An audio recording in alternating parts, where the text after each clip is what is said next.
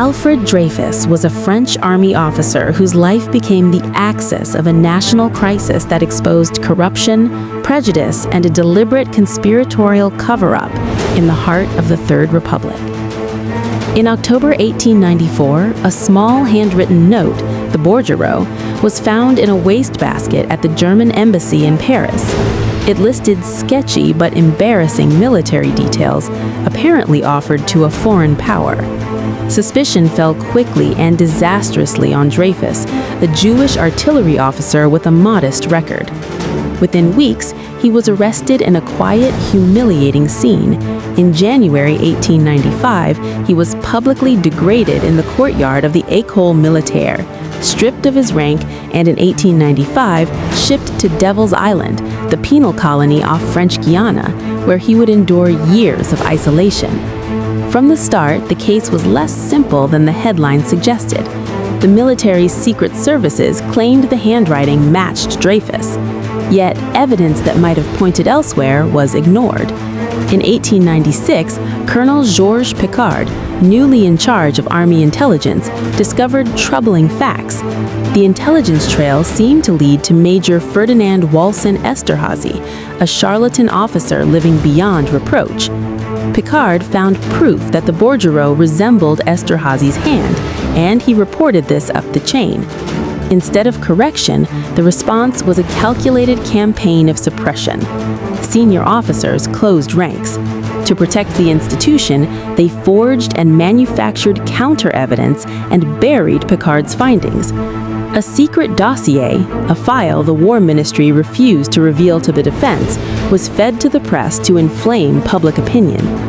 Lieutenant Colonel Hubert-Joseph Henry, an intelligence man, produced forged documents that implicated Dreyfus more deeply. Those forgeries would later be exposed as central to the conspiracy. The affair exploded into the open when Émile Zola, the celebrated novelist, published his open letter J'accuse on January 13, 1898. Zola named names, accused the army and government of perjury and collusion, and accused them of using a judicial process to cover up their mistakes.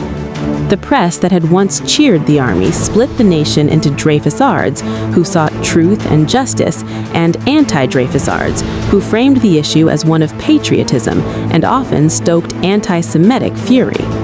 Under pressure, the army put Esterhazy on trial in 1898. He was acquitted in a brief, farcical hearing, which only deepened suspicions about a systemic cover-up. Then the house of cards began to fall apart. Henri's forgeries were exposed. Facing dishonor, Henri shot himself in custody in August 1898. Picquart, punished and sidelined for blowing the whistle, emerged as the moral center of the scandal. The conspiracy was clear. Rather than admit an investigative failure, elements of the high French command falsified evidence, hid exculpatory documents, and manipulated courts to preserve the army's reputation.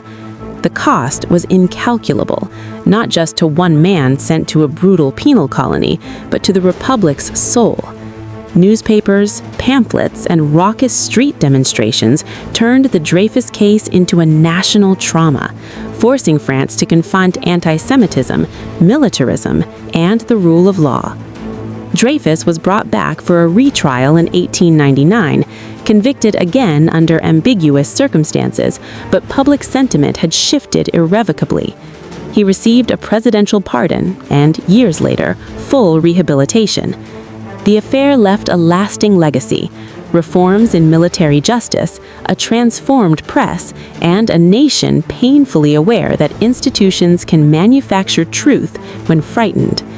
This was not a singular act of betrayal by one man, but a calculated conspiracy by officials who chose reputation over reality. The bordereau's ink revealed more than secrets about troop movements. It laid bare how institutions can betray the very principles they claim to defend.